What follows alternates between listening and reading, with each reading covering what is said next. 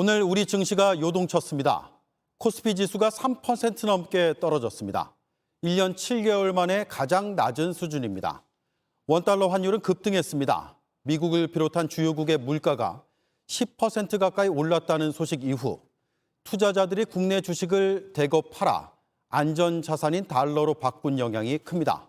한마디로 물가 폭등이 금융시장까지 덮친 겁니다. 첫 소식 송지혜 기자입니다. 코스피 지수는 직전장보다 91.36포인트, 3.52% 내린 2504.51로 장을 마쳤습니다. 약 1년 7개월 만에 가장 낮은 수준입니다. 외국인과 기관이 각각 5천억 원, 2,100억 원가량을 팔았습니다. 코스닥도 4.72% 하락했습니다. 이렇게 금융시장이 흔들린 건 우리나라뿐 아니라 미국을 비롯한 선진국의 물가가 크게 뛰고 있기 때문입니다. 물가를 잡기 위해 미국 중앙은행이 긴축의 속도를 내면 경기 침체가 올 수 있다는 우려가 커지면서 투자 심리가 위축됐습니다. 가파른 기준금리 인상으로 인한 유동성 감소 효과, 그다음에 스태그플레이션에 대한 불안감 내지는 공포감이 시장을 완전히 지배하면서 투자 심리가 큰 폭으로 지금 떨어지고 있고요. 일본과 홍콩에서도 지수가 3% 넘게 빠지는 등 아시아 증시도 하락세를 보였습니다. 국내 주식을 팔아 달러로 바꾸는 투자자가 늘면서 외환시장도 출렁였습니다. 원달러 환율은 하루 새 15원 넘게 급등하며 달러당 1284원의 거래를 마쳤습니다. 이러자 외환당국은 시장 내 심리적 과민 반응 등으로 쏠림 현상이 심화하지 않도록 노력해 나가겠다며 구두 개입에 나섰습니다. 특히 그동안 주로 외환당국 관계자란 표현을 빌렸던 것과 달리 오늘은 이례적으로 기획재정부와 한국은행 담당 국장이 공동 명의로 메시지를 냈습니다. 그만큼 오늘 상황을 중요하게 봤다는 게 기재부 설명입니다. 이와는 별도로 정부는 오늘 긴급 거시경제 금융 점검 회의를 열었습니다. 방기선 기재부 1차관은 물가가 아직 정점을 찍지 않았다는 인식이 퍼지면서 금융시장 변동성이 커지고 있다며 상황에 따라 시장 안정 조치를 가동하겠다고 밝혔습니다. JTBC 송지혜입니다. 미국의 상황을 좀 더 자세히 보겠습니다. 여러 면에서 우리에게도 큰 영향을 주기 때문입니다. 미국의 소비자 물가는 41년 만에 가장 높은 수준이고 기름값도 천정부지로 올랐습니다. 그래서 기준금리를 큰 폭으로 올릴 가능성이 있는데 한국은행은 어떤 선택을 할지가 관건입니다. 최윤경 기자입니다. 지난 5월 미국 소비자 물가 지수는 작년 이맘때보다 8.6% 올랐습니다. 1981년 이후 41년 만에 최고치입니다. 제닛 옐런 미국 재무장관은 물가 급등에도 불구하고 미국의 소비와 투자는 비교적 견고하고 경기 침체 우려는 없다고 주장했습니다. 그러자 전직 미국 재무장관인 레리 서머스는 1, 2년 안에 미국이 경기 침체에 빠질 수 있다고 경고했습니다. Fed's forecasts have tended to be much too optimistic there, and I hope they'll recognize fully the gravity of the problem in their forecasts when they meet this week.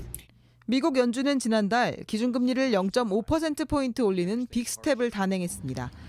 22년 만에 최대 인상폭이었는데 한 달 만인 이번 주 0.5%포인트를 더 올릴 것으로 보입니다.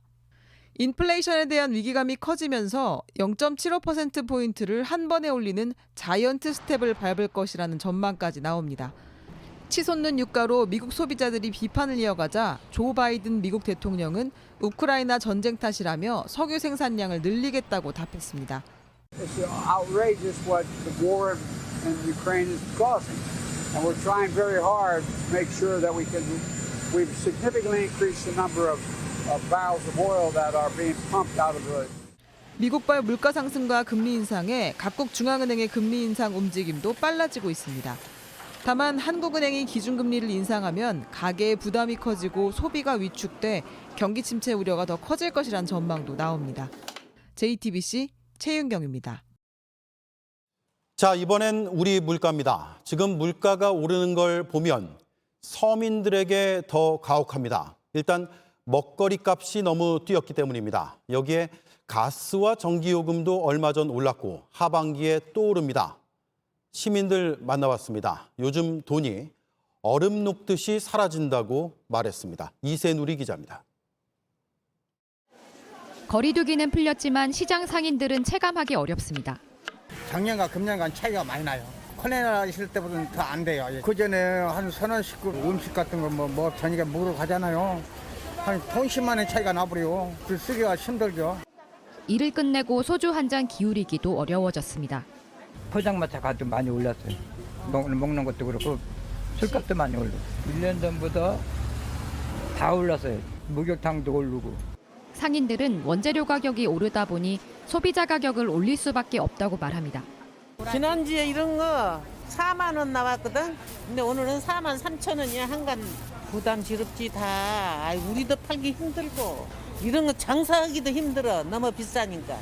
껑충 뛴 물가는 저소득층에겐 직격탄입니다. 올해 1분기 하위 20% 가구의 월 평균 가처분 소득은 84만 7천 원, 그중 42%를 먹는 데 썼습니다. 소득 상위 20%는 이 비율이 13%에 그쳤습니다. 저소득층 입장에선 먹거리를 사고 나면 남는 돈이 별로 없다는 뜻입니다. 물가는 올라가고 월급은 그대로니까 더 힘들죠. 생활하는 아직까지 큰 불편 없는데 약간 좀 불편을 느끼기 시작해야지. 앞으로가 더 문제입니다. 국제유가가 계속 뛰면서 국내 기름값은 연일 최고치를 갈아치우고 있는 데다 가뭄 영향에 농산물 가격은 더 뛸 가능성이 큽니다. 돈이 집에서 가지고 나오면 들어갈 때 보면 하나도 없어. 뭐 사지도 않고 어떻게 돈이 얼음 녹듯이 녹아면 없다니까. 오늘 짜장면 한 그릇. 공공요금 인상도 줄줄이 예정돼 있습니다. 다음 달엔 주택용과 일반용 가스요금이 오르고 오는 10월엔 가스와 전기요금이 함께 오릅니다. JTBC 이세늘입니다. 네, 이렇게 급박하다 보니 정부의 대책이 절실하게 기다려집니다. 대책이 있는 건지 언제쯤 좀 나아지는 건지 짚어보겠습니다.